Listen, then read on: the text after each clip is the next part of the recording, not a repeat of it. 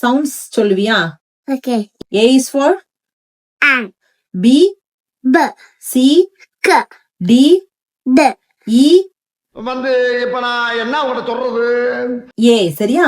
Okay. E is for A elephant. A elephant. F என்னது? G, G. H, I, E. J, J. K, K. L is for M. M, Mm. N, Mm. O. ஆரஞ்சுக்கு எப்படி சொல்லுவீங்க? A. Orange. P, P. Q, Q. R, S, T, T. U. அம்பர்லாக்கு எப்படி சொல்லுவீங்க?